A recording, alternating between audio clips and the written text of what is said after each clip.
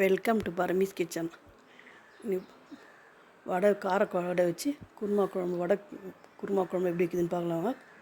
நான் கார வடை செய்து வச்சுட்டுருக்கேன்.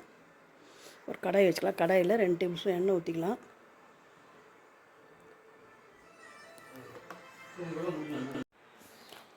எண்ணெய் காய்ஞ்சோன்னா பட்டை, லவங்கம், சோம்பு, பிரிஞ்சி எல்லாம் போட்டுக்கலாம். சோம்பு பொரிஞ்சோன்னே வெங்காயம் சேர்த்துக்கலாம். சின்ன வெங்காயம் சேர்த்துங்க, இல்லைன்னா பெரிய வெங்காயம் போட்டுக்கலாம். கறிவேப்பிலை கொஞ்சம் சேர்த்து வெங்காயம் வதக்கலாம்.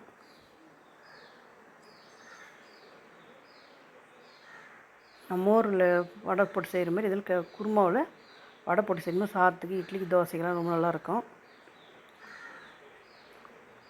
வெங்காயம் வதங்கின பிறகு இஞ்சி பூண்டு பேஸ்ட் 1 ஸ்பூன் சேர்த்துக்கலாம்.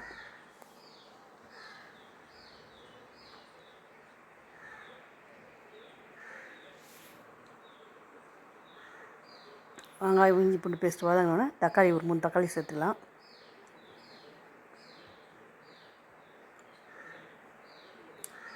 தக்காளியும் கொஞ்சம் கொத்தமல்லியும் புதினாவும் சேர்த்து நல்லா வதக்கிக்கலாம்.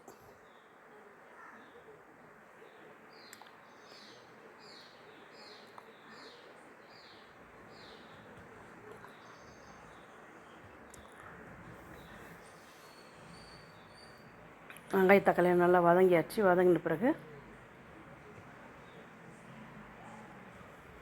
நல்லா குழைய வதக்கலாங்க. தக்காளியெல்லாம் நல்லா பெருசாக இல்லாமல் நல்லா குழைய வதக்கணும். கொஞ்சம் மசாலா மாதிரி நல்லா வரும்.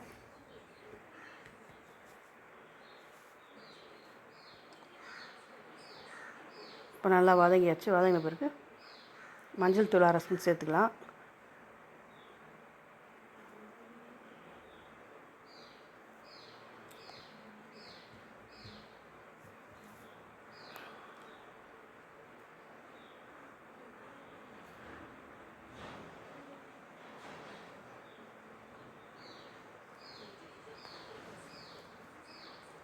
மஞ்சள் தூள் 1/2 ஸ்பூன், கரம் மசாலா 1/2 ஸ்பூன், மிளகாய்த்தூள் நம்ம காரம் எவ்வளோ வேணுமோ அதுக்கேற்ற மாதிரி சேர்த்துக்கலாம்.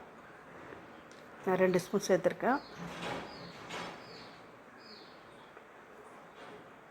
மசாலாவெலாம் நல்லா எண்ணெயிலே நம்ம வெங்காய தக்காளி மசாலாலாம் நல்லா வதக்கலாம்.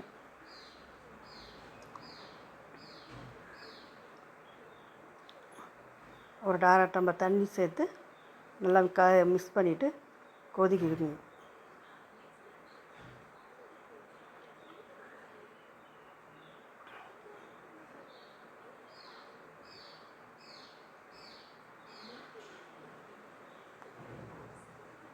நல்லா கொதித்தோடனே இதில் தேவையான உப்பு சேர்த்துக்கலாம். ரொம்ப உப்பு சேர்க்கக்கூடாது. நம்ம வடையில் வர உப்பு காரம்லாம் இருக்கிறதுனால கொஞ்சம் கம்மியாக உப்பு சேர்த்துக்கலாம்.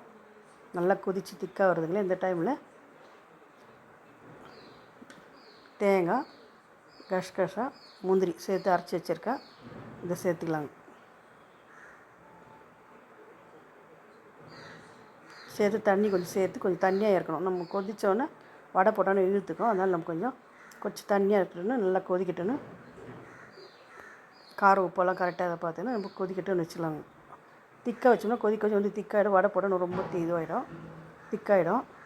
உப்பு கொஞ்சம் உப்பு கொஞ்சம் சேர்த்துக்கின்னு கொஞ்சம் தண்ணியாக வச்சுக்கலாம். உங்களுக்கு தண்ணியாக இருந்துச்சு நல்லா கொதிக்கணும்.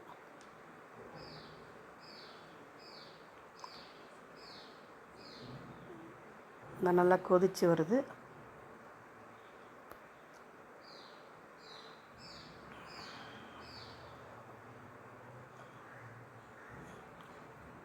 நல்லா கொதிச்ச பிறகு நம்ம இப்போ வடையை சேர்த்துக்கலாங்க.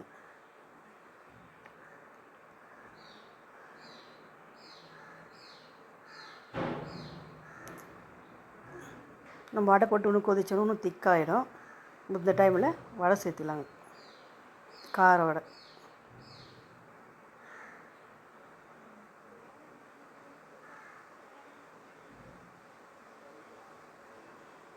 குருமா குழம்புல கார வடை சேர்த்துருக்கோம். இது தோசைக்கு, சாதத்துக்கெல்லாம் ரொம்ப நல்லாயிருக்கும். இட்லிக்கெல்லாம் நம்ம சேர்த்துட்டு ஒரு 2 நிமிஷம் மூடி வச்சோம்னாக்கா அது கொதிச்சுன்னா வடையும் ஊறிடும். குழம்பு திக்காகிடும்.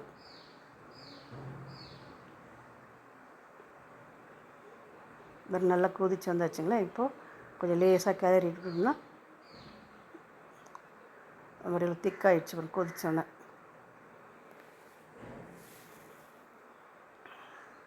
கொத்தமல்லி போட்டு இறக்கலாங்க. வடைக்குழம்பு, குருமா வடைக்குழம்பு ரெடி ஆயிடுச்சு. இல்லை வடை போடலனாலும் நம்ம பக்கோடா கூட சேர்த்துக்கலாம். அதில் பக்கோடா போட்டு வைக்கலாம், உளுத்த வடையும் போட்டு சேர்க்கலாம். ரொம்ப நல்லாயிருக்கும். நீங்களும் செய்து பாருங்கள்.